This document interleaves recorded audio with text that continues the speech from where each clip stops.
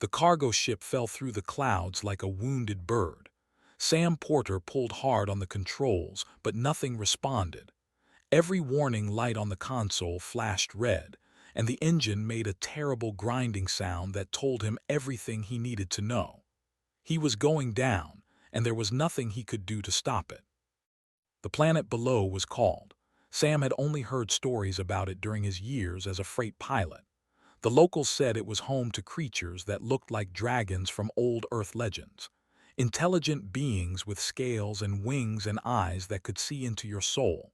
Most humans stayed away from because they did not trust outsiders, but Sam had not planned to visit. His route was supposed to take him past the planet, not into it. The ship hit the atmosphere and began to shake violently. Sam strapped himself into his seat and closed his eyes. He thought about Laura and Lily, as he always did when things went wrong. His wife and daughter had been dead for 3 years now, killed in a shuttle accident on a colony world while Sam worked an extra shift. He had not been there to protect them. He had not been there to hold their hands. And ever since that day, Sam had been running. He took every long-haul job he could find, flying from one end of the galaxy to the other, because an empty cockpit was easier to bear than an empty home. The ship crashed into a mountain slope with a sound like thunder. Metal screamed and tore apart. Sam felt his body slam against the restraints, and then everything went dark. When he opened his eyes again, the sun had moved across the sky. Hours had passed. Sam tried to move and gasped at the pain that shot through his left leg. He looked down and saw that a piece of metal had cut deep into his thigh. Blood soaked his flight suit. His head throbbed and his vision blurred at the edges. He knew he was in serious trouble. The cockpit was destroyed. Wires hung from the ceiling like dead vines, sparking weakly. The windshield had shattered and cold mountain air rushed in. Sam could see trees outside, strange purple trees with silver leaves that rustled in the wind. He was alone on an alien world, injured and far from help.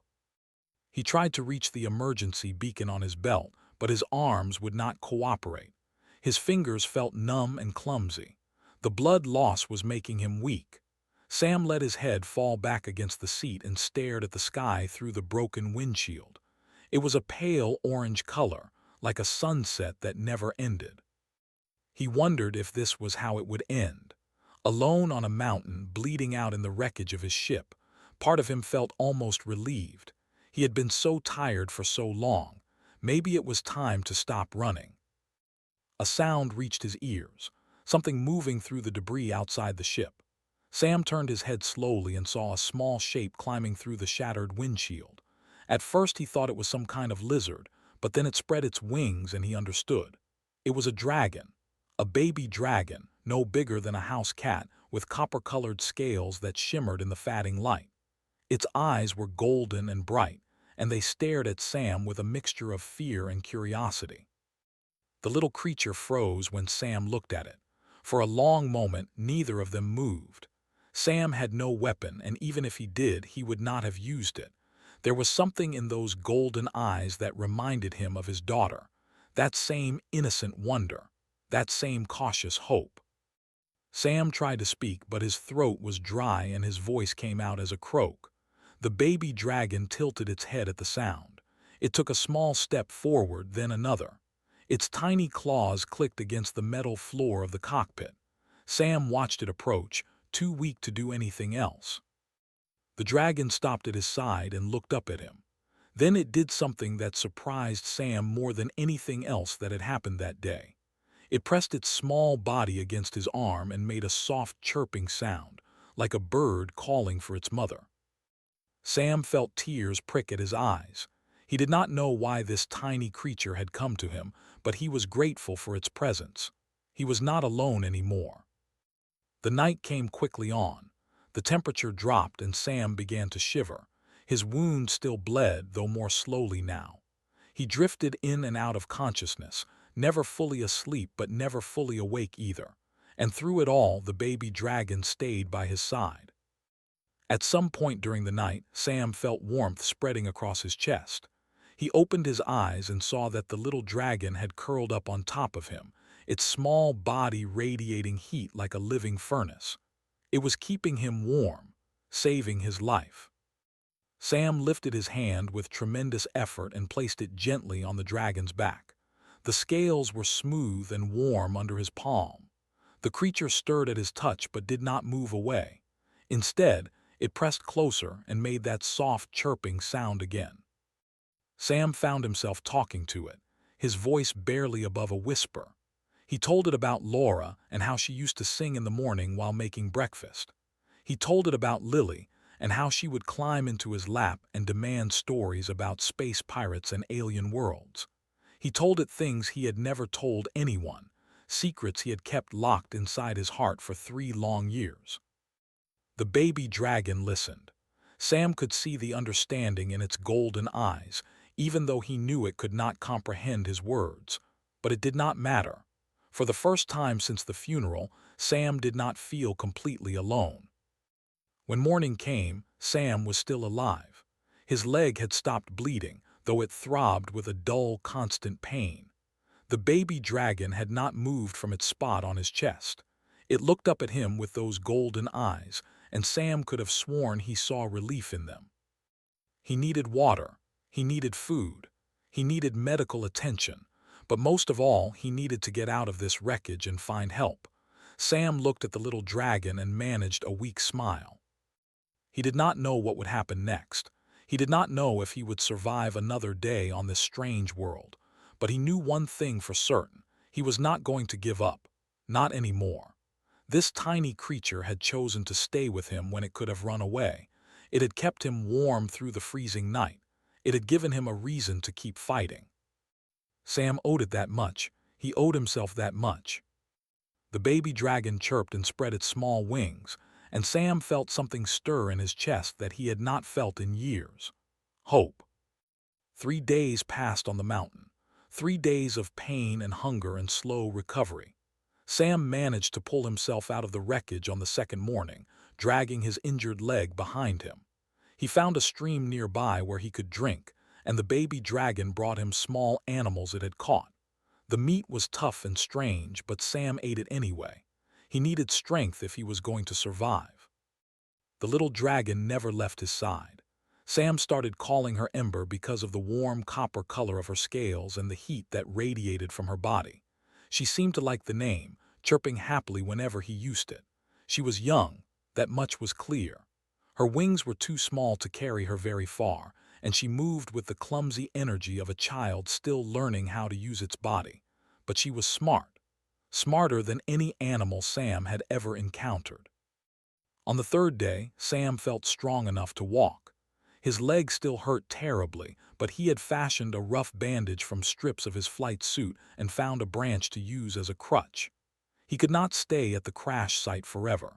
His emergency beacon was damaged beyond repair, which meant no one was coming to rescue him. If he wanted to live, he would have to find help on his own. Ember seemed to understand what he was planning.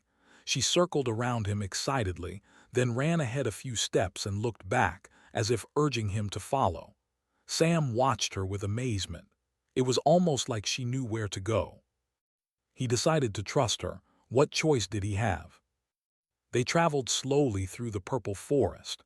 Sam leaned heavily on his makeshift crutch, stopping often to rest. Ember stayed close, sometimes walking beside him and sometimes scouting ahead. She would disappear into the undergrowth for a few minutes, then return and chirp at him, leading him in a specific direction. Sam followed without question. The pain in his leg was constant, but Sam pushed through it. He had survived worse than this, or at least that was what he told himself. The truth was that he had never been in a situation quite this desperate before. Alone on an alien world with no way to call for help. His only companion was a baby dragon who could not speak his language. And yet Sam did not feel despair. Something about Ember's presence filled him with a strange calm. When he looked into her golden eyes, he saw a reflection of his own grief. This little creature had lost something too. He could see it in the way she sometimes stopped and stared at the sky, as if searching for someone who would never return. He could see it in the way she pressed against him at night, seeking comfort as much as she gave it. They were both alone in the world. They were both carrying wounds that did not show on the surface, and somehow they had found each other. On the evening of the fourth day, they reached the edge of the forest. Sam stopped and stared at what lay before him. A valley stretched out below, and in the center of that valley stood a city unlike anything he had ever seen. The buildings were made of crystal and stone, rising in spirals and towers that caught the light of the setting sun. Dragons flew between them, their scales flashing in colors of red and blue and green. It was beautiful and terrifying at the same time. Ember chirped and ran forward, then looked back at Sam with eager eyes. This was her home. This was where she had been leading him all along. Sam took a deep breath and started down the slope toward the city. He did not know how they would react to a human walking into their territory. Everything he had heard suggested they were suspicious of outsiders. Some pilots even claimed they were dangerous. But Sam had no other choice. He needed help, and this was the only place he could find it. They were spotted long before they reached the city gates. A patrol of adult dragons landed in front of them, blocking the path. They were massive, easily 10 times larger than Ember, with scales like armor and eyes that burned with intelligence. One of them stepped forward and spoke in a language Sam could not understand. The sounds were deep and rumbling, like thunder given voice. Sam raised his hands to show he meant no harm. His injured leg trembled beneath him, and he leaned harder on his crutch. The dragon studied him with cold expressions. One of them gestured toward Ember and spoke again, the words sharp and demanding. Ember responded before Sam could react. She ran to his side and wrapped herself around his arm, her small claws gripping the fabric of his flight suit. She made a series of chirps and growls, her voice high and insistent. The adult dragons exchanged looks of surprise. One of them tried to approach, and Ember hissed at him, spreading her wings protectively over Sam's arm. The lead dragon spoke again, softer this time. Sam could hear the confusion in his voice. Whatever was happening here was not normal. A baby dragon defending a human was clearly not something they had expected to see. The patrol escorted them into the city. Sam walked slowly, his legs screaming with every step. Ember stayed attached to his arm, refusing to let go even when other dragons called to her. The streets were lined with of all sizes, and they all stopped to stare at the strange pair making their way toward the center of the city. They were brought to a great hall carved into the side of a mountain. The ceiling was so high that Sam could barely see it. Crystals embedded in the walls glowed with soft light, and at the far end of the hall sat an ancient dragon whose scales had faded to silver with age. This was Elder, the leader of the. Sam could feel the weight of his gaze from across the room. A younger dragon approached carrying a small device. She pressed it against Sam's throat and spoke a few words. Suddenly, Sam could understand what she was saying. The device was a translator. Elder rose from his seat and walked toward them. His movements were slow and deliberate, each step shaking the ground beneath Sam's feet. He stopped a few meters away and looked down at the human with eyes that had seen centuries pass. "Why have you come here, human?" he asked. "And why does this hatchling cling to you as if her life depends on it?" Sam opened his mouth to answer, but before he could speak, Ember chirped loudly and pressed her head against his chest. The elder's eyes widened slightly at the sight. He said something in the dragon language, and the other in the hall began to murmur among themselves. Sam did not know what was happening, but he could tell from the expressions around him that something important had just changed. The great hall fell silent as Elder studied Sam with ancient eyes. The translator device pressed against Sam's throat hummed quietly, ready to convert his words into the dragon language. He could feel Ember's small body trembling against his arm, though whether from fear or determination he could not tell. "You will explain yourself," the elder said. His voice was deep and resonant, filling the chamber like the echo of distant thunder. "How did you come to possess one of our young?" Sam shook his head slowly. "I did not take her. My ship crashed in the mountains 4 days ago. I was injured and could not move. She found me in the wreckage and stayed with me. She saved my life." The elder's eyes narrowed. "You expect me to believe that a hatchling chose to remain with a human. Our kind does not bond with outsiders. We do not trust those who come from the stars." "I am telling you the truth," Sam said. He gestured to his wounded leg still wrapped in bloody strips of cloth. "I could barely move. I had no food, no water, no way to call for help. She brought me water in her claws. She kept me warm through the cold nights. She led me here when I was strong enough to walk. I did not ask her to do any of these things. She chose to do them." Murmurs spread through the watching crowd. Sam saw doubt in some faces and curiosity in others, but Elder remained unmoved. He looked at Ember and spoke in the dragon language, his tone commanding. Ember chirped in response and pressed herself closer to Sam. She wrapped her tail around his wrist and glared at the Elder with defiance that seemed far too large for her small body. Whatever the Elder had said, she was refusing to obey.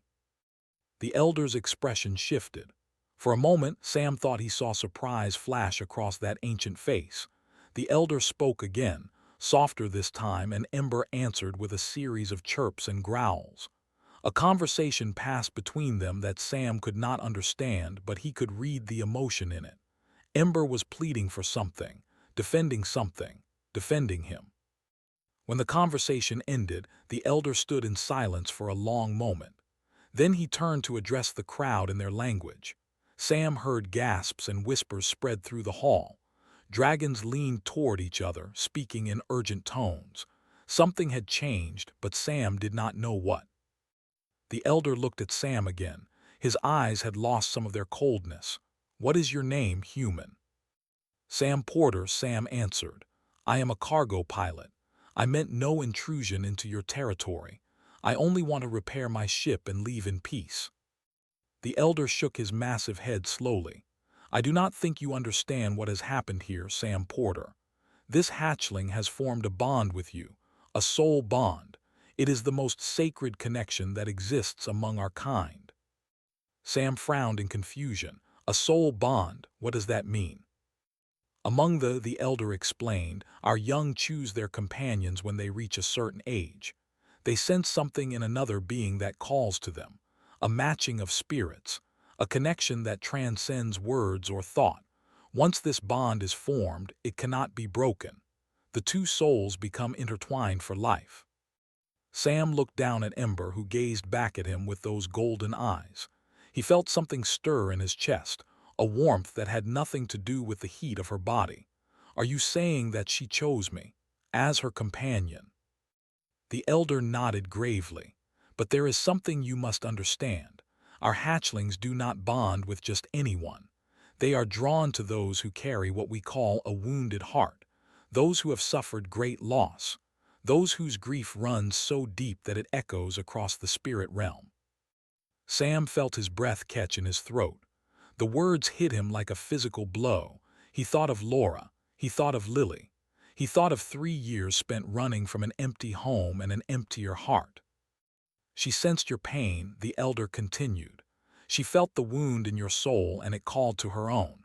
For you see, Sam Porter, this hatchling carries a wound as well. Her mother was killed by poachers only weeks ago. She has been alone and grieving just as you have been." Sam looked at Ember with new eyes. He saw the sadness that hid behind her curious gaze. He understood now why she had come to him in the wreckage, why she had stayed when she could have run away. They were the same, two broken creatures who had found each other in the darkness. "What happens now?" Sam asked quietly. "What does this bond mean for us?" The Elder sighed, a sound like wind rushing through a canyon. "It means that you are connected to her in ways you cannot yet imagine. You will feel her emotions as your own. You will know when she is happy or sad or afraid, and she will feel the same from you. Separating you now would cause great harm to both of you. The bond, once formed, does not release its hold easily." A younger dragon stepped forward from the crowd. She had blue scales and sharp, intelligent eyes. "Elder, this is madness. We cannot allow a human to remain bonded with one of our children. He must be sent away. The hatchling will recover in time. The elder turned to face her. Will she? He asked. You know as well as I do what happens when a soul bond is broken by force. The grief becomes unbearable. Many do not survive it. Would you condemn this child to such a fate simply because her chosen companion is human? The blue dragon fell silent, though her eyes still burned with disapproval. Sam spoke up. I never meant for this to happen. I did not know such a bond was possible. If there is a way to undo it without hurting her, I will accept it. The elder studied him for a long moment. That is the first wise thing you have said, Sam Porter, but no such way exists. The bond is not a chain that can be unlocked. It is a bridge between two souls. You cannot destroy a bridge without destroying what stands on either side. Ember chirped softly and pressed her head against Sam's chest. He could feel her heartbeat against his skin, fast and strong. And beneath it he felt something else, a warmth that seemed to flow from her into him and back again, a connection that went deeper than touch. The elder saw the recognition in Sam's eyes. You feel it now, do you not? The bond has already taken root. You belong to each other, Sam Porter. Whether you wanted this or not, it is the truth of what has happened. Sam closed his eyes and let the reality wash over him. He had come to this planet by accident. He had crashed in the mountains and nearly died. And somehow, in the middle of all that chaos, a tiny dragon had found him and claimed him as her own. He did not know what this meant for his future. He did not know how he could possibly care for a dragon when he could barely care for himself.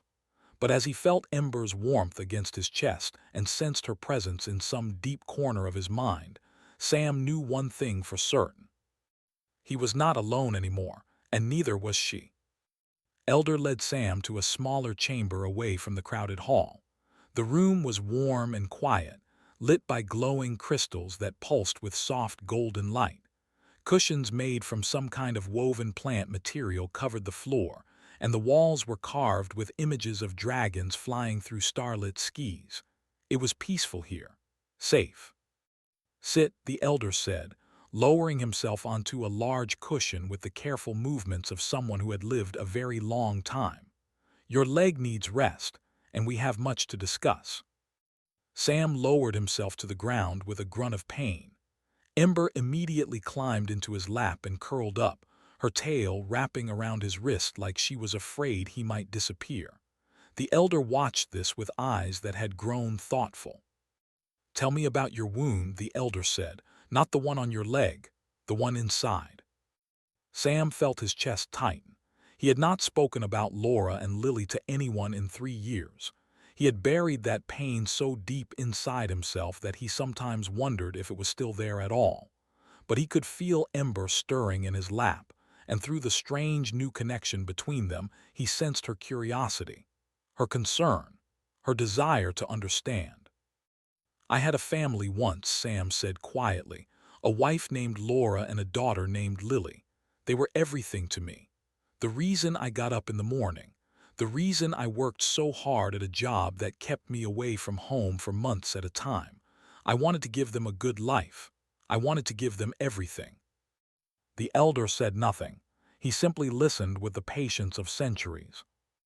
3 years ago, Sam continued, there was an accident, a shuttle crash on a colony world.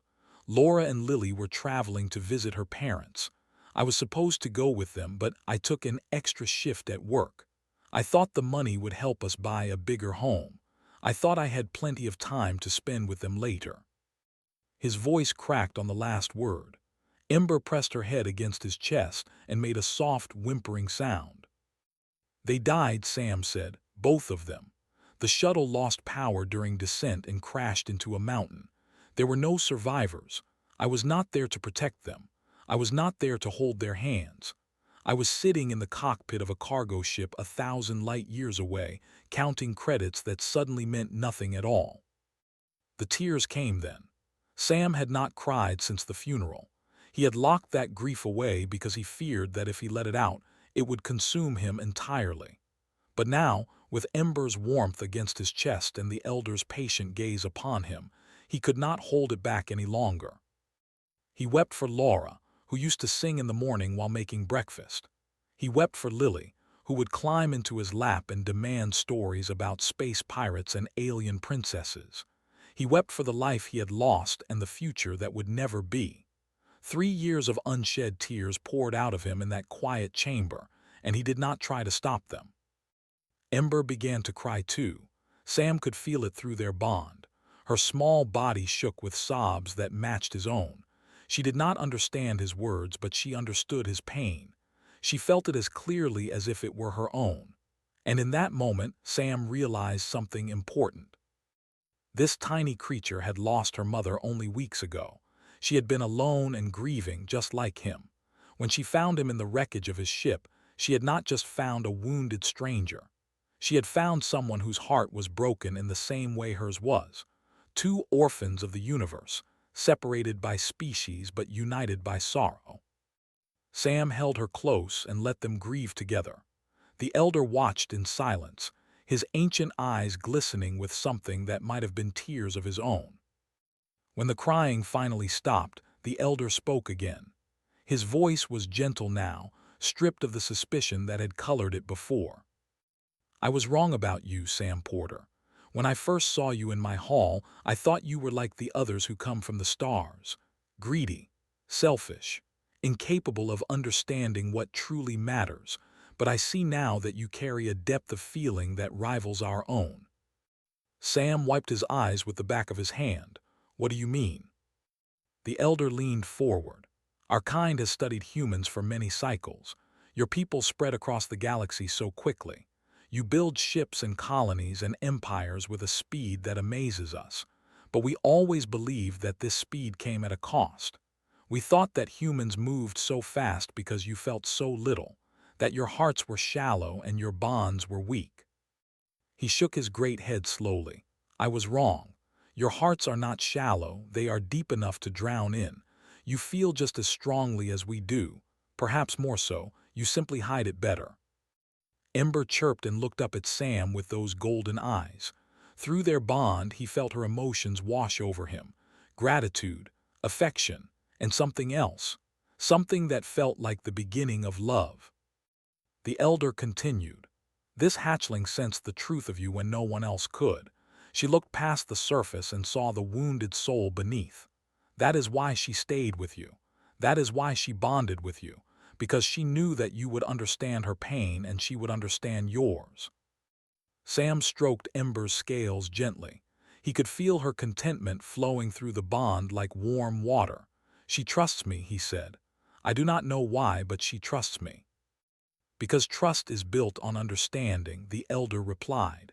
"And you two understand each other in a way that words cannot capture.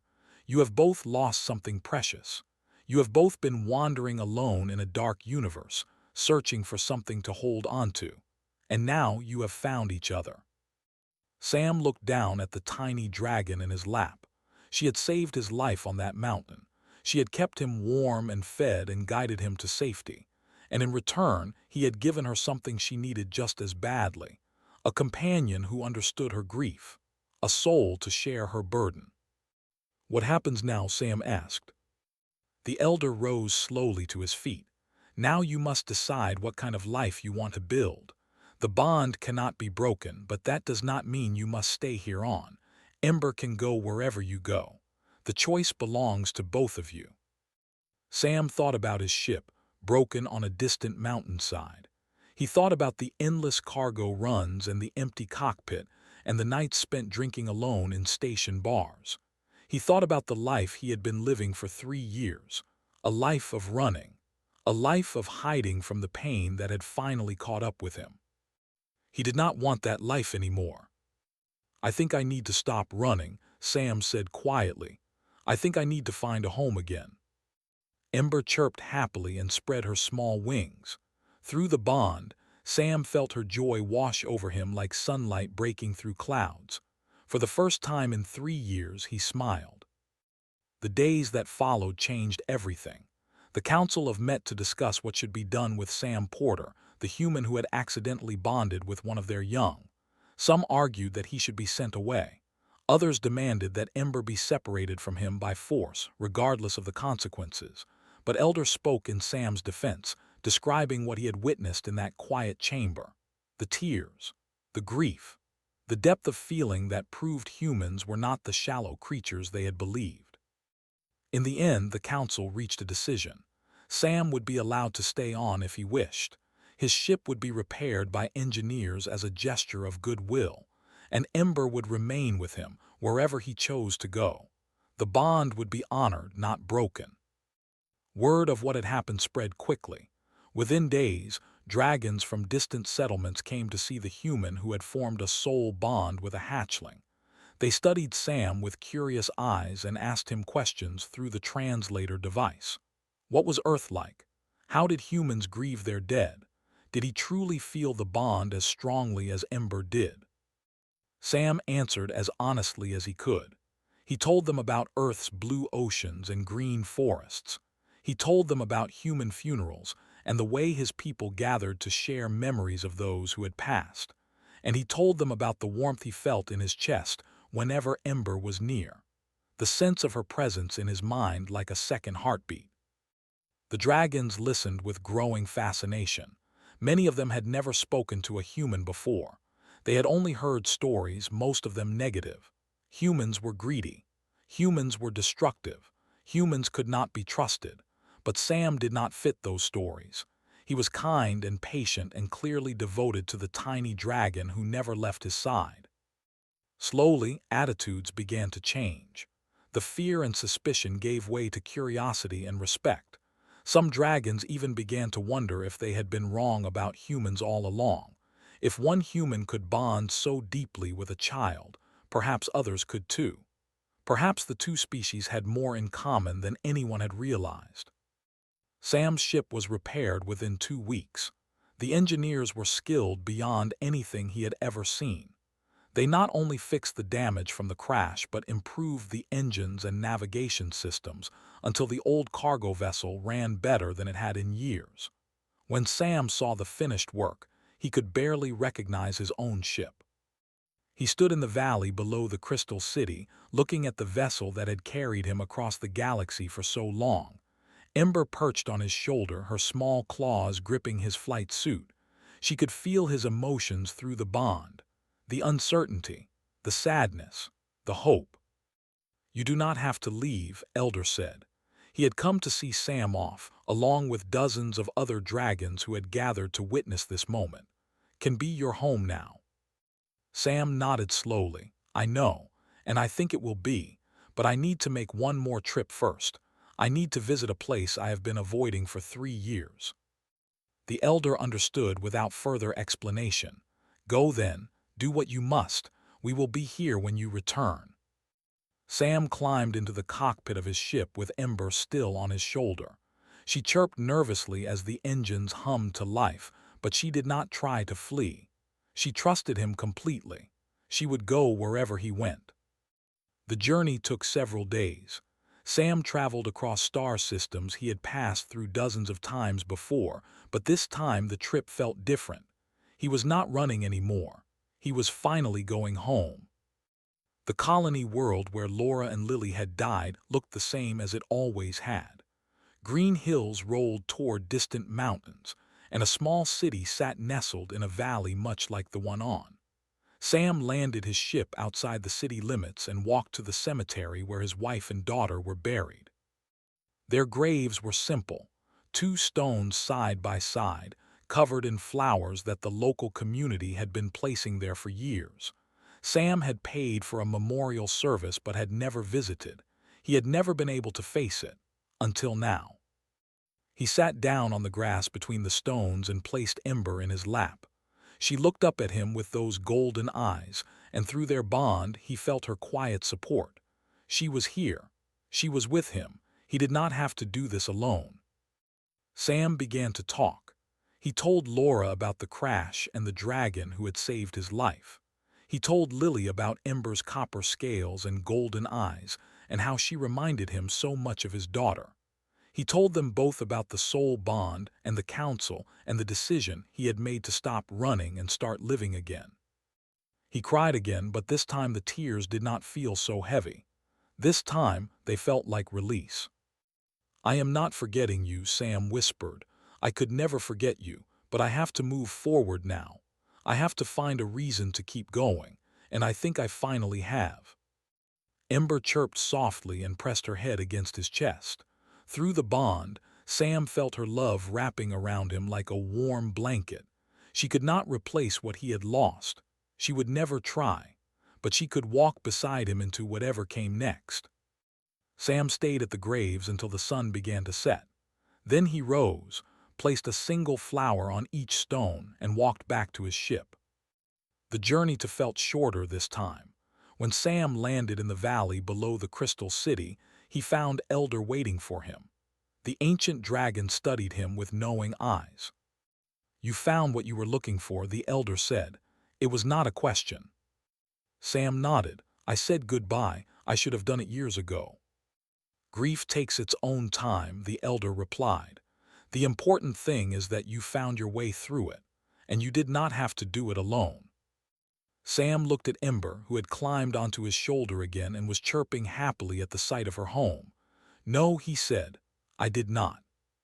The story of Sam Porter and Ember spread across the galaxy in the months that followed.